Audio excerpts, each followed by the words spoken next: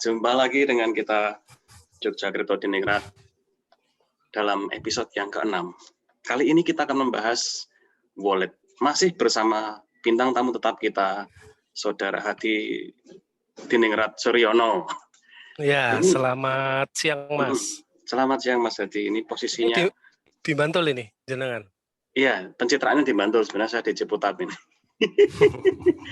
Kalau Anda di kolam renang mana itu? Umbang Tirta, bukan? Ya, di Umbang Tirta, Kridosono. Umbang Tirta Kridosono. Ngarep omahmu dhewe. Oke Mas, mau bahas apa nih Mas? Ya, kemarin kan kita udah bahas mengenai pengenalan kripto, kemudian manfaatnya, ancamannya, terus juga filosofi mengenai trading. Nah, sekarang mungkin kita akan lebih ke walletnya gitu ya, wallet dan apa yang bisa kita manfaatkan dari wallet itu gitu ya. Oh iya, betul. Ini tidak sekedar hanya dompet digital, tidak hanya nyimpan uang, tidak hanya itu sebagai alat pembayaran gitu kan. Jadi akan sedikit berbeda dengan pengertian wallet digital, dompet digital yang disediakan oleh sistem terpusat yang ada saat ini, seperti misalkan OVO, GoPay, Shopee, Link aja itu agak beda yang mau kita bahas. Kita akan bahas wallet digital yang bisa kita jadikan tempat menyimpan kripto gitu ya. Ya, betul. Oh ya, ini kan tambahan Mas, ini kan yang pertanyaan tentang wallet itu dari YouTube ya, dari YouTube itu ada yang drop pertanyaan ini. Itu kebetulan teman saya kuliah namanya Mas Dani. Mas Dani, halo. Nah, Mas Dani. Ini pertanyaan dari Mas Dani. Ini Mas Dani ini timnas loh, Mas. Konsone Bambang Pamungkas terus timnasnya gitu ya. Tapi bukan bola. Timnasnya ini beliau dari ini Timnas Percepatan Pemberantasan Kemiskinan. Oh, oke. Jadi saya nggak tahu singkatannya apa itu, tapi intinya adalah percepatan pengentasan kemiskinan gitu. Tapi Timnas itu Mas. Mungkin karena jenengan akrab sama Mas Dani ini terus jadi sekarang nggak miskin lagi gitu ya. Ya, semoga. Mungkin saya perlu kenalin Mas kali-kali, jadi kemiskinan saya bisa segera berlalu gitu kan. Nah, nanti ngantri depan sendiri Mas, ngantri depan sendiri kalau ada apa-apa. Oke Mas, tentang dompet digital ya. Iya. Ya, ini kalau di kripto ini kan memang dompet digital beda tuh Mas sama yang tadi disebut ya, yang kayak OVO, Link aja dan sebagainya itu. Oke. Ini kalau boleh saya mau share teorinya dulu kali ya. Jadi boleh, silakan Mas. Tadi kan dalam 5 episode ke belakang kan kita ngomong kripto itu apa saja nih yang dikriptokan, yang dienkripsikan gitu kan. Jadi kata kerjanya itu adalah enkripsi, kata bendanya kriptografi. Jadi kriptografi adalah metode untuk melakukan pengkodaan atau penyandian, bahasa Indonesia ada tuh penyandian sebenarnya. Ada. Kita sandikan. Jadi ceritanya kalau kita punya informasi apapun tuh kita enkrip, kita sandikan menjadi data yang teracak gitu ya. Kemudian bisa dikembalikan menjadi data aslinya. Nah, di dalam kriptografi itu ada dua jenis kunci, yaitu kunci publik, kunci yang memang boleh diketahui banyak orang, dan kunci private yang tidak boleh dibuka ke semua orang. Nah, ini kunci public dan private ini dibikin menjadi satu pasangan kunci gitu ya. Key pair itu dalam bentuk passphrase gitu. Jadi biasanya kalau kita download dompet digital tuh kita akan memegang passphrase kita sendiri, dan itu nggak boleh dikasih tahu ke siapapun kecuali memang orang yang ingin kita kasih tahu gitu. Nanti mungkin bisa kita kasih tahu, sebaiknya kita hanya memberitahu passphrase itu atau 12 kata atau berapa kata itu kepada orang-orang yang siapa saja gitu ya.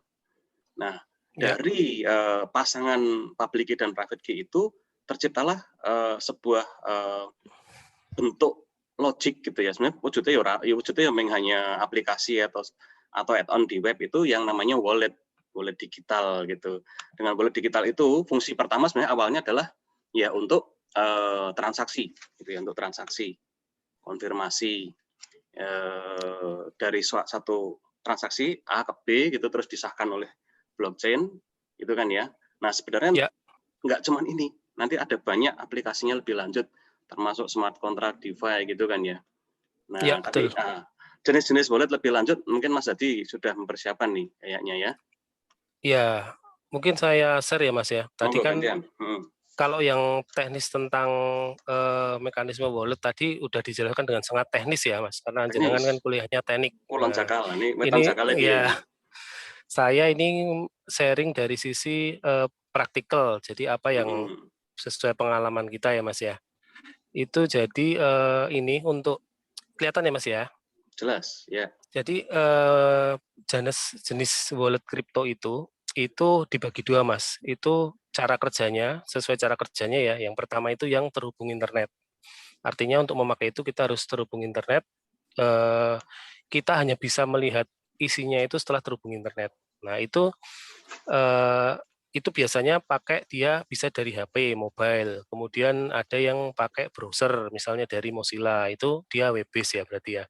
Itu nanti kayak MetaMask itu kita bisa buka pakai Mozilla, ada add-on-nya. Kemudian ada yang pakai standalone desktop application.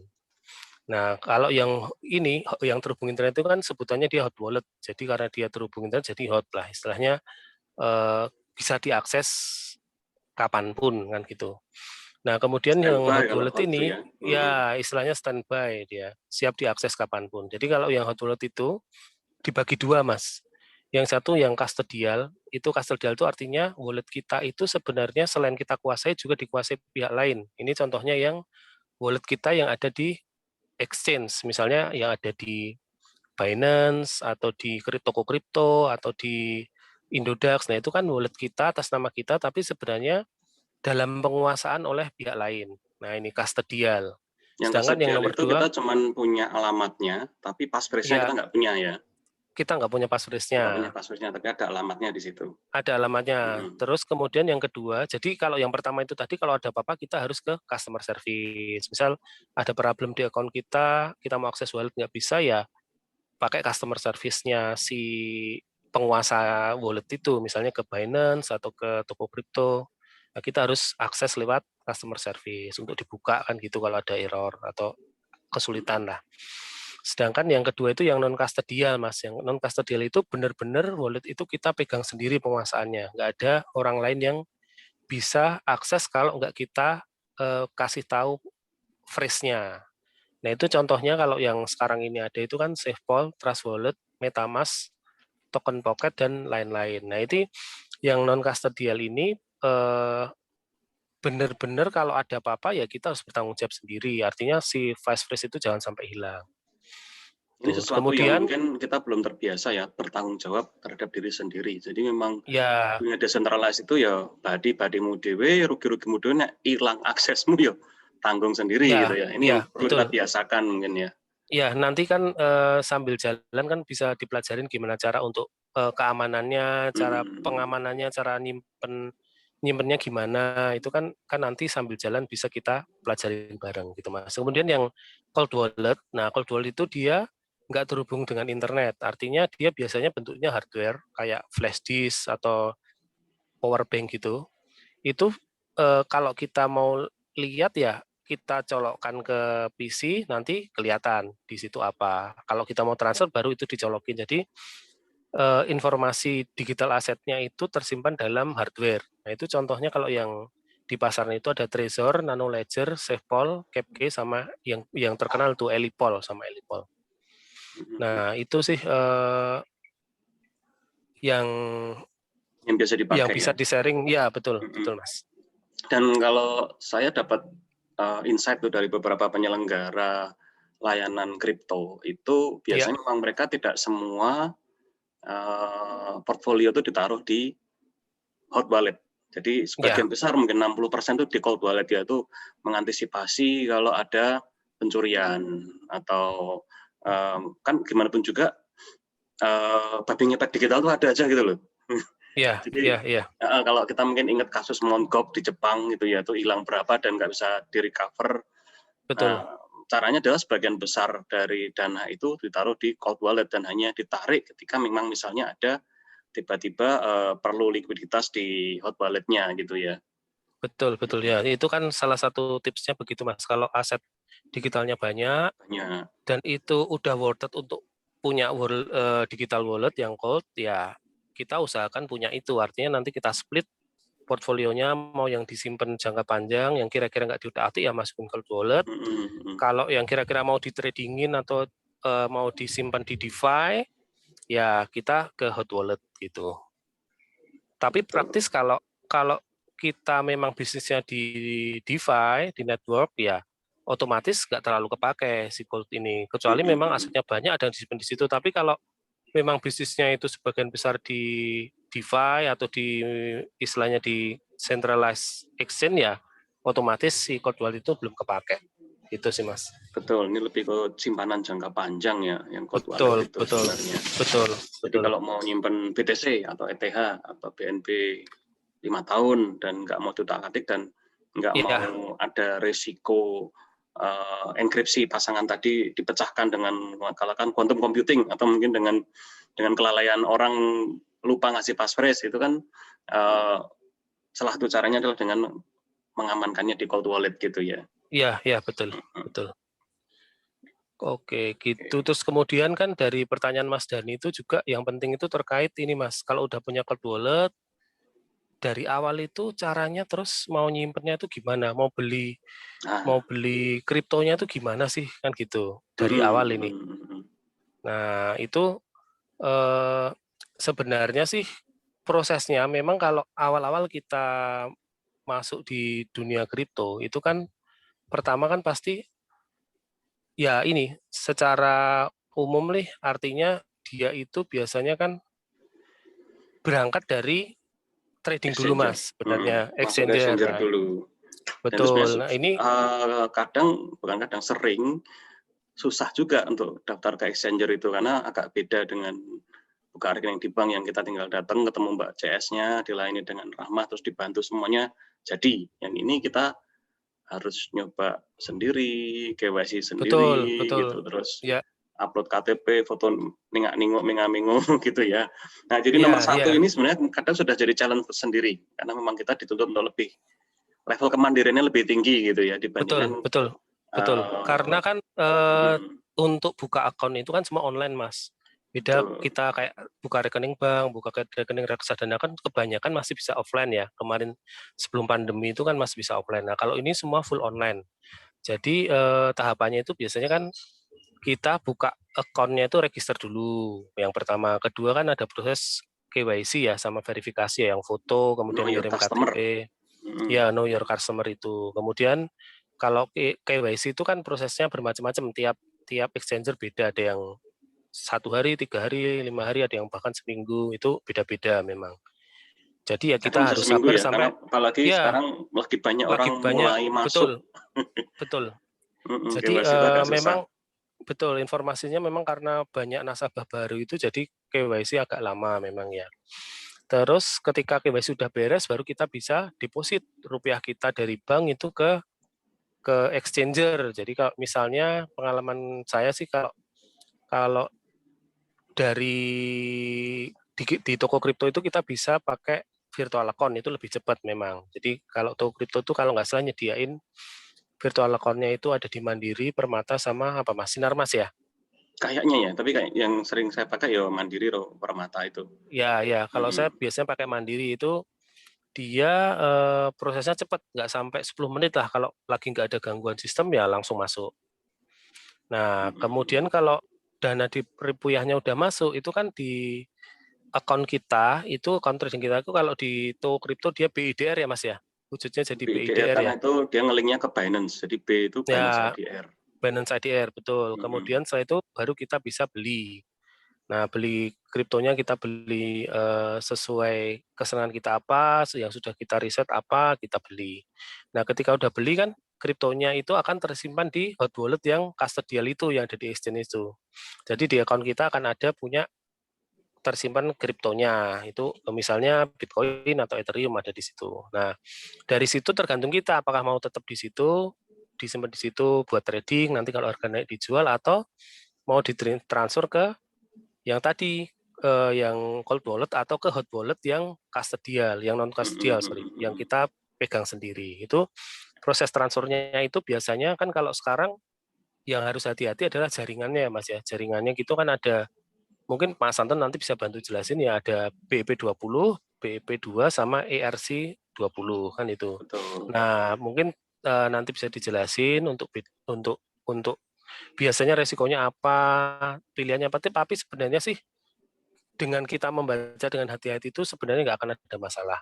Biasanya sih gitu. Mungkin kita cuman harus hati-hati aja. Nanti kalau satu mahal, yang lain lama gitu, beda-beda ya. Ya, beda-beda. Cuman kalau udah terbiasa ya nanti akan lebih cepat. Kita dalam proses itu akan lebih cepat.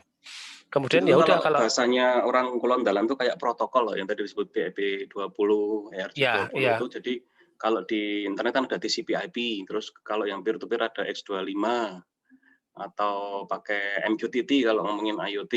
Nah, kalau di blockchain itu ada ERC20 itu yang berdasarkan Ethereum. Jadi Ethereum betul. Protokolnya untuk komunikasi antar wallet itu dia ERC20. Kalau yang Binance itu dulu awalnya BEP2, sekarang jadi BEP20 itu yang terbaru. Iya, iya.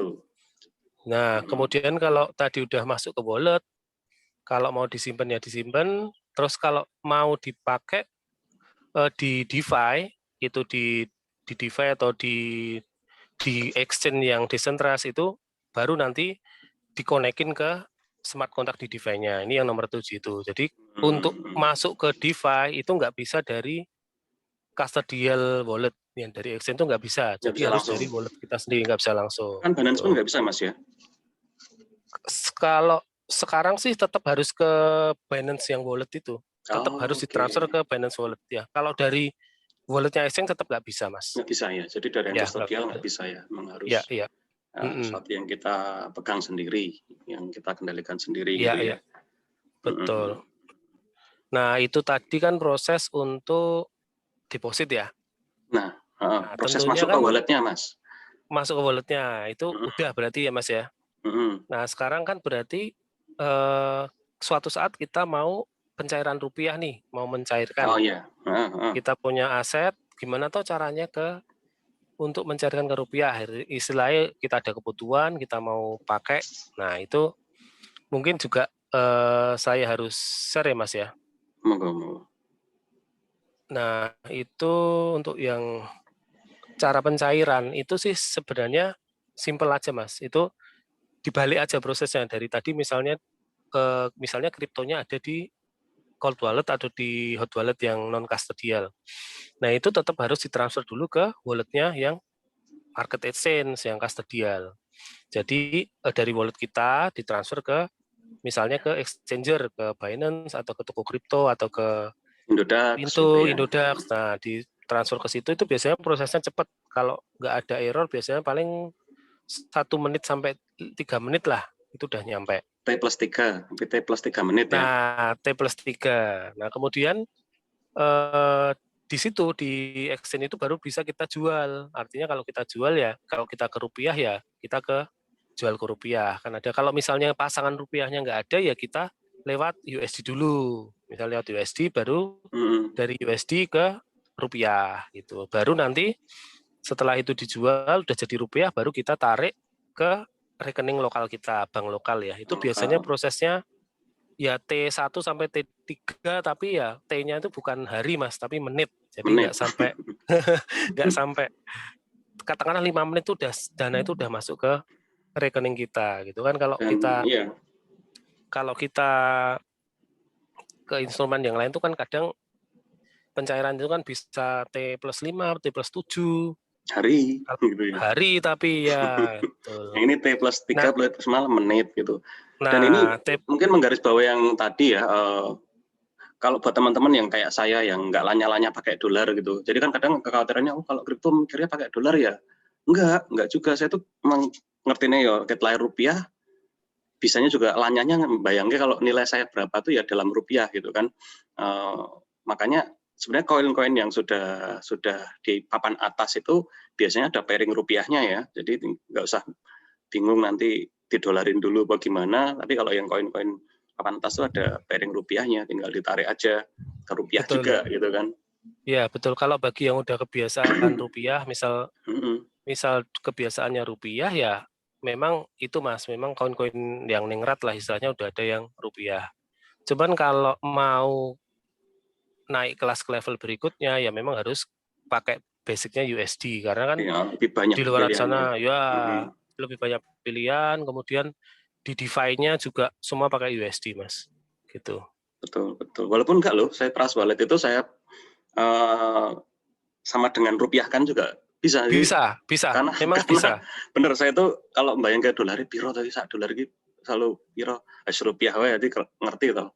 Karena itu masalah apa currency fluency gitu kan. Betul. Ngerti kok Kalau wae rupiah iya, kok. kalau di walletnya bisa rupiah, Mas. Cuman kalau di Pas ekosistem DeFi-nya. DeFi-nya, ya di DeFi-nya itu kan USD semua. Betul. Kayak misalnya kita buka di YieldWatch adalah perangkat untuk melihat berapa keuntungan kita tuh USD. Walaupun nanti USD. ada terjemahan rupiahnya di bawahnya ya. Iya. Cuman angka rupiahnya kayaknya belum. Udah ada ya, Mas ya sekarang ya? Ada sih, ada. Udah ada. Oke. Nah, itu tadi Mas, kalau yang tentang wallet, kemudian masukin uang, beli kripto di wallet, nyimpen, kemudian narik ke rupiah. Itu kan prosesnya udah satu siklus sudah. Gitu ya. Itu semoga bisa menjawab dari Mas Dani. Mas Dani, nah sekarang pertanyaan dari Mbak Mulan Jamila berikutnya. Mbak Dani ya. Bunda Maya gimana kabarnya nih? Tadi kan kita sudah masuk ke wallet ya. Dari situ sebenarnya nggak cuma buat nyimpen, nggak cuma buat sarana transaksi peer-to-peer gitu ya, tapi bisa untuk yang lebih lanjut untuk staking gitu. Iya. Staking itu jadi apa toh Mas? Gitu. Mungkin pertama kali pertanyaannya tuh staking apa gitu. Oke, itu kayaknya di pertanyaan di mana Mas? Di via YouTube apa Japri Mas? Japri, coba ada yang Japri. Karena gini, biasanya kalau pertanyaan udah staking, farming, liquidity pool itu ya itu next levelnya dari kripto. Artinya kan kalau biasanya kalau awam itu masih trading, nyimpen, invest, dijual kan gitu. Nah kalau staking ini kan istilahnya adalah perlu skill dan pengetahuan yang lebih kan gitu Mas. Nah itu mungkin bisa saya share di sini. Staking Mas, staking itu kan proses kita mengunci token yang kita miliki itu bisa di market exchange yang centralized sama di DeFi. Jadi memang ada dua. Kalau untuk awam, yang masih awam, saya sarankan di market exchange dulu yang di centralized. Jadi kayak di Binance itu ada Mas, kita bisa ngunci ya BNB kita atau dia ada BUSD, ada macam-macam lah. Ketika itu di staking, kita akan dapat token yang sejenis in kind. Nah, kita akan dapatnya per tahunnya kira-kira berapa APY-nya kan gitu Mas. Jadi dia pakai perhitungan APY Mas namanya kalau di staking. Ada APR, ada APY. Gitu. Average atau hanya apa? Annual percentage yield. Jadi ya. Iya, itu yang jadi dia intinya adalah tingkat pengembalian dalam satu tahun itu berapa, gitu. Betul. Ini kalau di dunia nyata mungkin bisa dianalogikan seperti deposito gitu Mas ya. Ya, bisa. Deposito yang duit kita juga dikunci di situ, entah mungkin sebulan, 3 bulan, setahun. Ya. Dan ada kontraknya, ada suratnya gitu kan. Nah, di sini juga ada kontraknya namanya smart contract gitu. Betul. Nah, kalau di deposito itu kan APY itu lebih ke yang ARO, jadi automatic rollover. Jadi dana kita di deposito 1 bulan, kemudian dapat bunga berapa, bunganya 1 bulan sama pokoknya digulung lagi, di deposito lagi bulan depannya kan gitu. Nah sama kalau mirip di DeFi mirip, cuman kalau di DeFi nanti ada perhitungannya di mana tingkat compoundingnya mau harian atau sehari 2 kali, bahkan bisa Mas compounding itu nggak bulanan, tapi sehari sekali di compounding hasilnya, atau bisa sehari sampai 5 kali, itu juga bisa. Jadi teori bunga berbunga compound interest itu bubar kabeh nih ya di sini. Ya, istilahnya bisa sehari 2 kali gitu. Betul, compoundingnya bisa lebih dari 1 kali. Bisa lebih gitu ya. Kemudian masih di yang market agent tuh ada juga yang launch pool. Jadi launch pool itu kita naruh tadi token A, nanti dapatnya token lain. Nah itu biasanya di menunya menu launch pool kalau di Binance. Kita akan dapat token lain. Jadi wujudnya token lain yang nanti bisa dijual atau disimpan. Jadi ibaratnya kalau kita deposito rupiah nanti munculnya ke euro atau ke ringgit, jadi bisa semacam itu gitu ya ini kalau ya semacam itu. Tapi biasanya mm. kalau di instrumen keuangan kan jarang, biasanya dia in Jarang, kind. rupiah ya Iya, rupiah gitu ya. Kalau kita betul, masuk betul. deposito dolar, dapatnya juga dolar. Nah ini Ya, betul. bisa masuknya dolar, keluarnya rupiah atau keluarnya baht gitu Betul, juga bisa gitu. bisa. Kemudian yang ketiga itu, ini yang level selanjutnya Mas. Level selanjutnya itu staking tapi di DeFi. Jadi di decentralized finance kita bisa staking juga. Nah, stakingnya macam-macam. Di sini bisa single token, tapi dapat yaitu tadi yang dapat tokennya itu bisa in kind atau bisa ke token lain. Nah, yang kedua yang dimasukkan itu nggak single token. Misalnya kan kalau tadi misalnya token A gitu kan, yang dimasukkan. Kalau ini pasangan token. Jadi kalau yang pasangan token 2 atau lebih itu, 2, 3, 4 atau lebih itu, dia istilahnya kita masukkan ke liquidity pool atau orang-orang biasanya nyebutnya farming. Gitu Mas. Nah, ini contohnya supaya gampang dibayangin tuh ibaratnya kita kayak ada di pertanian nanam gitu ya. Padahal itu sebenarnya ya kayak deposito itu kan agak susah bayanginnya ya, beranaknya gimana. Nah, ini bayang gawe iki nandur rokok, dele, kacang karo pari ya, untuk opo piro ngono to. Betul. Jadi gini Mas, kalau filosofinya ya Mas, mining itu biasanya kan ekstraksi. Kita mengambil sesuatu yang bisa habis. Kan gitu mining. Makanya suatu kalau mining itu kan makin lama tingkat kesulitannya makin susah kan? Makin sulit, ya, karena apa yang nyari diambil emas makin lama makin habis ya. Nah, itu filosofinya farming itu. Itu tadi mining. Kalau farming itu ada nilai tambah. Staking atau farming itu adalah kita mengunci token kita di situ, disediakan sebagai liquidity pool, nanti jadi di liquidity pool itu orang akan bisa trading seperti bank lah. Jadi kita menyediakan likuiditas itu bisa dipakai. Nah, kita dapat fee. Artinya di situ nggak ada ekstraksi, nggak ada istilahnya tuh, tetap itu bisa bertambah terus nilainya, bertambah terus. Ketika nilai transaksinya makin gede ya fee-nya yang kita dapat akan makin gede. Ketika jumlah token yang kita masukin makin gede ya makin gede. Istilahnya kayak gitu, benar-benar kayak farming. Jadi kalau lahan kita gede, lahannya luas, hasilnya makin banyak. Atau lahannya tetap tapi tanamannya di situ lebih banyak, mungkin juga lebih banyak gitu. Atau pupuknya ditambahi, nah itu kan benar-benar filosofinya kayak farming, benar. Ini mungkin kalau boleh saya nanti akan share dikit mengenai apa itu mining, apa itu staking dikit gitu ya, biar ada boleh itu dikit aja. Kalau jenengan mau nambahi dari sisi yang technical itu ya lebih bagus, soalnya kita kan kalau saya lebih banyak ke praktikal ya Mas ya, praktikalnya seperti apa. Kalau dari landasan tekniknya, teorinya ya bagus Mas, nanti kalau bisa ditambahin. Nah, kemudian yang tadi tokennya itu, kalau saya contohkan, kalau yang dia tokennya per token itu ada yang PancakeSwap, ini ada 2 pasangan. Kemudian yang Venus itu bisa sampai 4 pasangan Mas. Sampai 4 pasangan stablecoin semua biasanya. USDT, USDC, BUSD, DAI. Kemudian yang 3 itu ada di Ellipsis. Itu dia biasanya sih kalau pasangannya lebih dari 2 itu biasanya stablecoin Mas. Oke. Ya. Oke. Nah, mungkin kembali sedikit nih ya ke teori gitu ya. Jadi yang teori ini tadi untuk transaksi antar wallet itu kan bisa disahkan oleh miners. Miners itu adalah sebenarnya kegiatan untuk mengesahkan transaksi dari A ke B dengan cara cepet-cepetan. Siapa duluan, dan makanya dia saling beradu kekuatan komputasi. Awalnya namanya mining itu cukup misalkan dengan komputer yang sangat kecil kayak Raspberry atau Arduino itu bisa. Kemarin saya ngisi di TELU ditunjukin malah. Ceritanya ngisi kuliah itu memang ditunjukin sama dosennya bahwa mining itu bisa pakai Raspberry. Komputer 700 ribuan. Jadi nggak perlu laptop, Raspberry bisa mengesahkan. Tapi kalau makin banyak pesertanya, tingkat kesulitan mining yang makin tinggi itu bisa dibilang kita perlu mining farm, perlu komputer yang sangat canggih, yang gedenya segudang itu, beneran segudang, literally segudang, bahkan bisa jadi memerlukan pembangkit listrik sendiri karena saking boros dayanya gitu. Makanya makin kesini makin sulit karena BTC kan juga udah makin habis nih untuk ditambang gitu ya. Betul.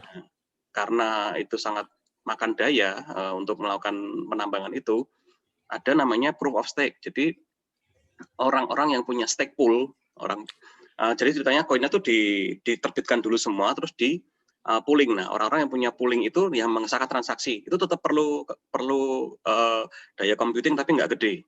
Cuman jadinya yang mengesahkan adalah orang yang punya pool. Nah, yang punya pool itu juga akan diupah dengan koin. Makanya tadi koinnya bisa beranak di farm itu karena ketika kita mengumpulkan sesuatu di satu tempat, dia akan beranak. Makanya kita dibagi gitu kan. Seperti itu teorinya. Jadi staking itu sebenarnya adalah bagian dari mekanisme pengesahan transaksi yang mana kita diupah gitu. Ya. Ya, kalau secara praktikal ya bisa dibilang makanya ada pair koin. Kita kalau yang di sistem keuangan yang konvensional, Mas, ya kita nabung di bank kan itu kan menyediakan likuiditas ya. Uang kita di bank sama bank diproses untuk disalurkan kredit. Nah, kita kan dapat bunga istilahnya. Nah, itu sebenarnya semacam deposito itu. Deposito pun juga buat itu kan sebenarnya. Deposito kita kumpulkan nanti pakai untuk proyek apa oleh para peminjam kan, bisa jadi oleh negara gitu kan. Gitu. Betul. Gitu, Mas. Kemudian ada tambahan, Mas, atau pertanyaan yang masih tentang paling ya tips-tipsnya ya, Mas ya. Kita kalau mau staking tuh tadi mungkin caranya gitu, terus pilihan koinnya, atau ada juga teman yang bilang nih aku ketinggalan sepur ini staking gitu ya, harganya sudah mumbul jauh gitu. Padahal mungkin nggak juga ya, kalau kita mungkin kalau lihat di di grafiknya kan, jadi ada kalau nggak salah tadi ada dua mazhab untuk staking yang paling utama gitu ya. Jadi mungkin saya tambahin, Mas, kalau DeFi itu kan sekarang yang besar di Ethereum sama di Binance Smart Chain ya.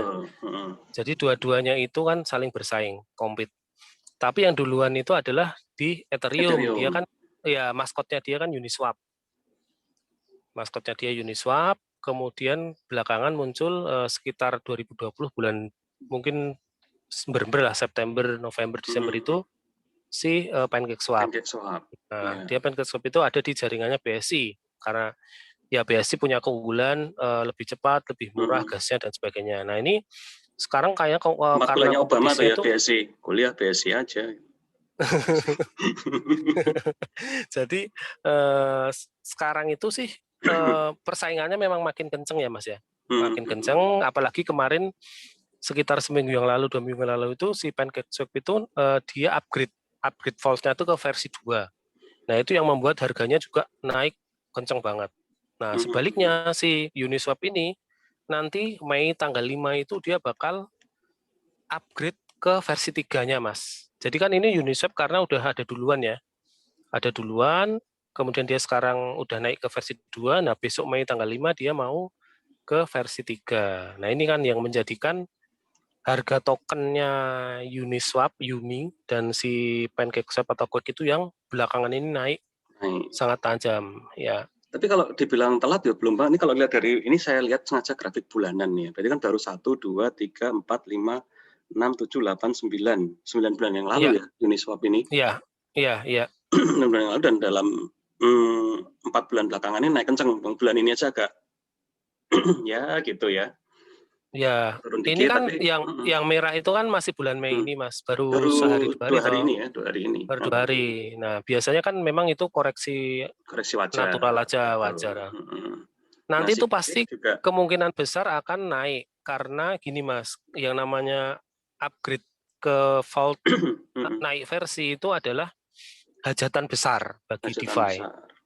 Jadi nah, itu pasti akan naiknya akan kencang. Nah, ini yang kayak gini lebih luar biasa nih ya. Iya. Kemarin dari angka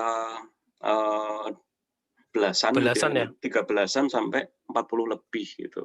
Ya, betul, karena di bulan April itu dia eventnya banyak. Eventnya adalah naik versi ini juga ke versi 2, 3, 4, 5, 6, 7, 8. Sebenarnya hampir bareng launchingnya, cuman di awal-awal orang nggak ada yang lirik. Ini kalau dibandingin Uni tadi kan awal udah lumayan, ini awal sepi, tiba-tiba 3 bulan yang lalu baru rame gitu. Betul.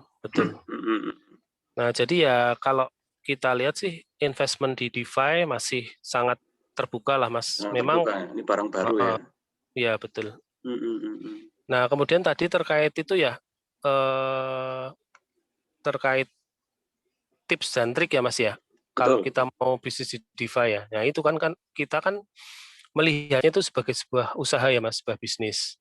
Artinya ya memang kita harus seriusin kan gitu Mas. Betul. Nah ini beberapa tips staking kripto di DeFi itu sebenarnya yang pertama itu adalah yang utama kita gimana caranya kita timing masuknya itu tepat waktu membeli token atau swapping itu di AMM ya, auto market maker atau di DEX itu waktu kita swapping itu kita dapat harga yang murah. Nah itu kunci pertama itu Mas, artinya memang itu udah keunggulan yang utama kalau kita dapat harga koin murah. Karena nanti kan karena ketika kalau ada inflasi ya kita nggak akan kena banyak, tapi begitu koin itu naik kita akan profit dari unrealized ya, itu dari nilai kenaikannya. Nah itu yang pertama itu kalau adalah yang di April kemarin ngeri lihat naiknya kenceng, nah ini Mei 2 hari ini agak slow dikit lah, mungkin ini waktu yang tepat mungkin ya nih. Ya bisa jadi karena memang kan harganya tetap naik turun ya Mas ya. Gitu. Kemudian yang kedua itu kalau kita mau staking di DeFi itu ya harus dilihat juga yield-nya. Kita cari yield-nya yang tinggi kan, maunya kita kan dapat hasilnya yang tinggi kan gitu ya, pengembaliannya imbal hasilnya itu yang tinggi. Nah, itu kita pilih yang APY dan APR-nya itu tinggi. Jadi kalau APR sama APY itu bedanya, kalau APR itu dalam 1 hari, misal APR berapa, nah itu harian. Jadi misal 0,5% APR, oh berarti itu 1 hari 0,5%. Nah kalau kita APY itu pasti dalam setahun. APY berapa? 80% atau 100%. Nah itu adalah tingkat pengembalian setahun. Yang di situ ada faktor compounding. Gitu. Compoundingnya sudah dimasukin Mas di situ. Kemudian yang ketiga ini yang nggak kalah penting ya Mas ya. Jadi lihat kinerjanya ya.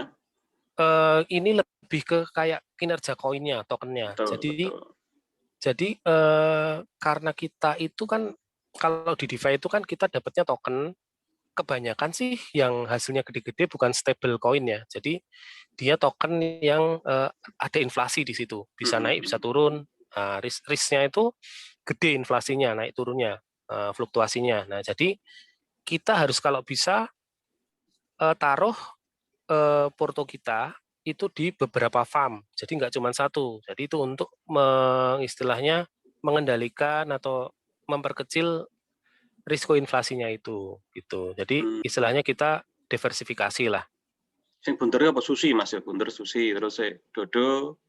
Yang bunter mana nih? Yang bulat dodo itu sebelahnya DEX. Uni, unicorn. Sebelahnya Uni itu ellipsis. Oh itu ellipsis yang kemudian itu Venus. Kemudian gambar BP yang apa, Wi? Gambar BP itu Gus DeFi. Oh ada Gus DeFi, ngerti ya. Ada Gus DeFi. Banyak banget pemirsa, banyak sekali. Banyak, ini cuma sebagian. Kemudian yang atasnya itu Bani. Itu yang kayak kelinci, telinga kelinci itu Bani. Kemudian sebelahnya itu bidolar. Kemudian paling atas itu pancake. Gitu. Kemudian kita lanjut ya Mas ya. Yang keempat itu impermanent loss. Impermanent loss itu jadi saat kita punya menyediakan token di LP liquidity provider itu sebenarnya harga di luarnya kan akan naik turun Mas. Nah di situ itu ada impermanent loss, artinya membandingkan kalau kita misal jual saat itu sama ada di sini tuh berapa sih. Nah itu impermanent loss, artinya menunjukkan potensial loss atau profitnya di situ. Itu tapi impermanen karena kita nggak realisasikan. Tapi kemudian, itu kan belum baru potensial loss kan, makanya impermanen loss karena ya kerugian relatif dari waktu kita masuk gitu. Betul. Itu bisa jadi juga kebalik impermanen gain juga bisa kan karena. Iya betul. Jadi itu betul. Nah yang perlu diwaspadai kalau yang mau masuk ya poin 3 sama 4 inilah kita ngelihat risk inflation-nya sama impermanent loss. Tapi yang lebih utama sih kayaknya yang inflasinya.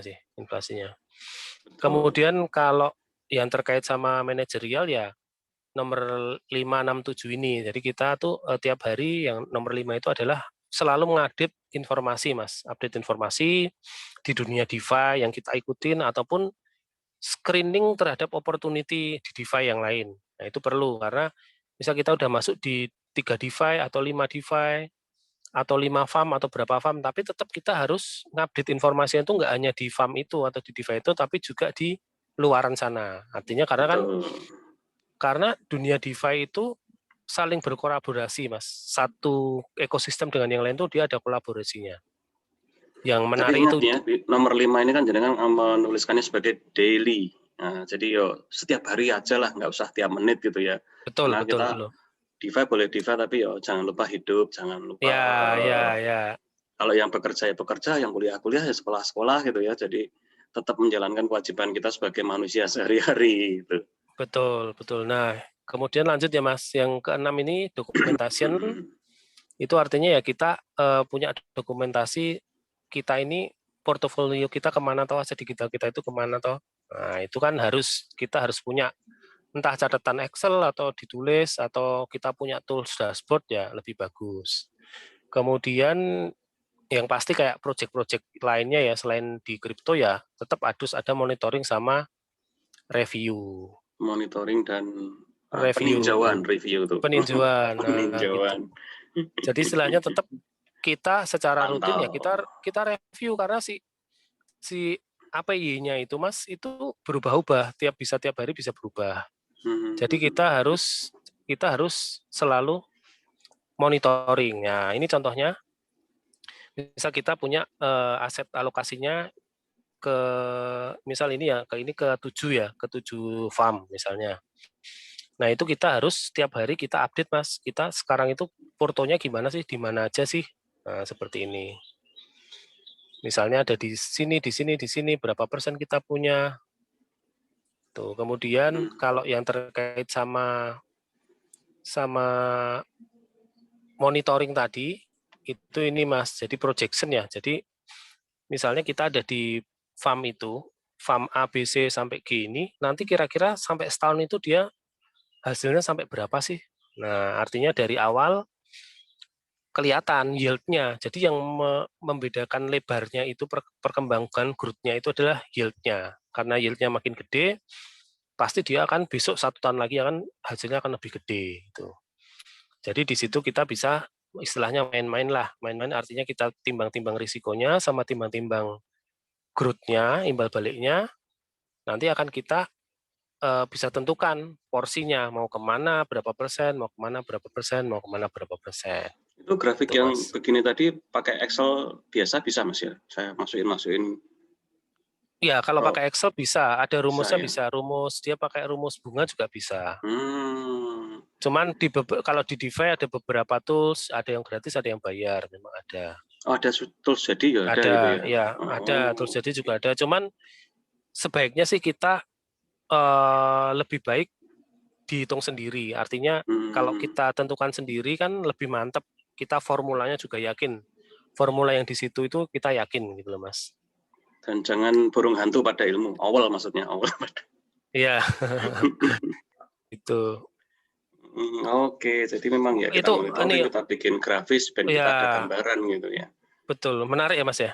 Walaupun sebenarnya ini baru setahun ke belakang lah bisa dibilang gitu ya. Iya, jadi gini. Bisa kelihatan.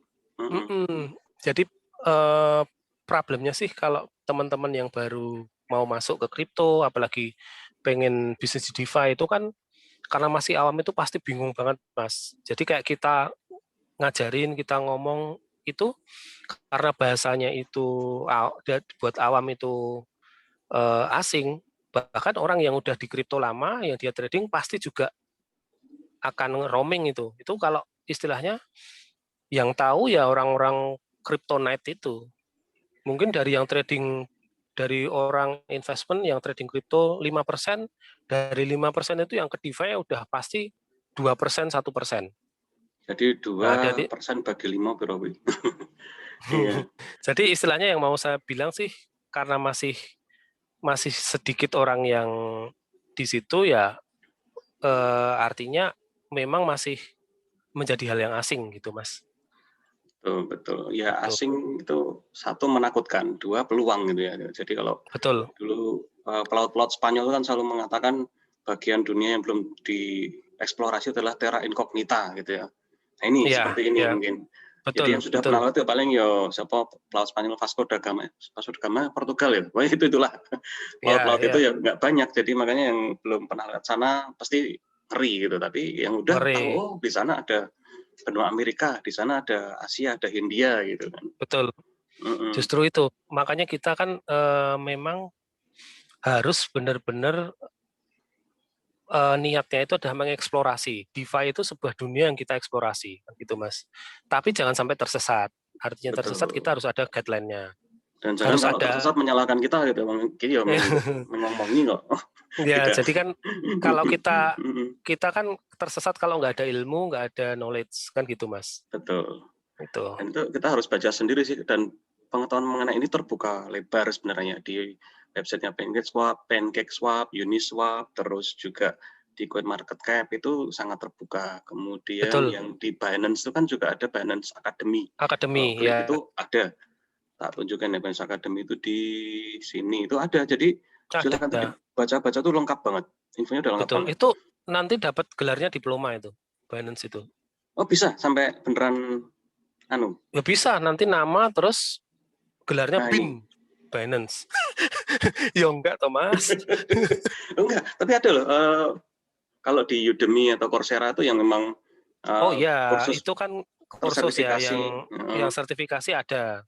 Nih sebenarnya di Binance itu ada blockchain crypto. Jadi kalau misalkan merasa omongan kita ngalor ngidul ngelon karuan, nah di sini ada yang lebih rapi dan betul. Karena kan kita gitu yang ya. Ini tadi mengenai DP20, NFT apa. Betul. Lengkap banget ini.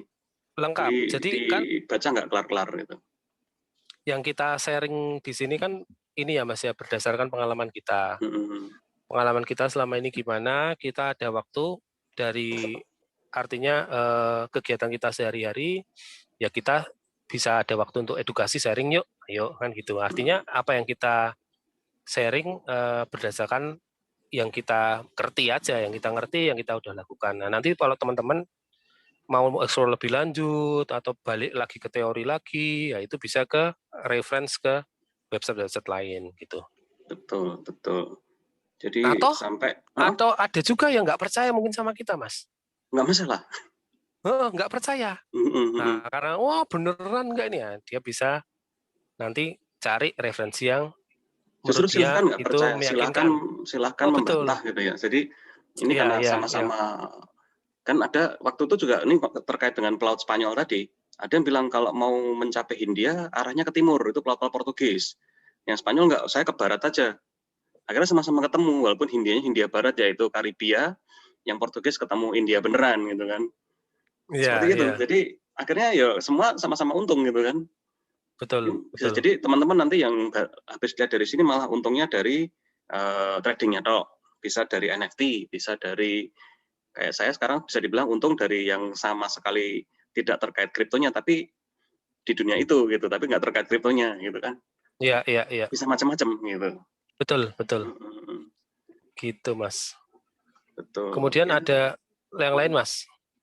Yang lain paling ya itu ya, kita staking, kemudian caranya gimana, wallet itu sebenarnya sudah suatu yang agak kompleks gitu. Nah, saran kami ya tetap baca-baca sendiri, lihat masing-masing websitenya. Terus juga, kalau misalkan masuk ke grup, hati-hati. Apalagi grupnya wallet-wallet itu banyak yang kayak mancing-mancing phishing gitu ya.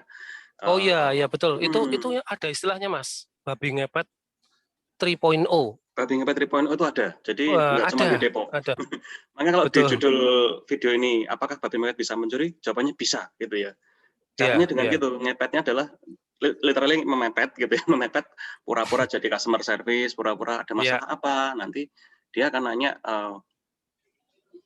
passphrase kita, nah harus bubar, kabeh ketarik sama dia, bisa nggak perlu jaga lilin tuh, nggak perlu jaga lilin, dia cukup nongkrongin grup, pura-pura jadi CS, dia pakai logonya, logo Trust Wallet atau logo MetaMask atau logo apa, dia pura-pura dia scammer memang gitu. Itu ada, namanya babi ngepet 3.0 itu bisa membobol dompet digital. Makanya do your own research, do your own risk assessment, banyak-banyak baca.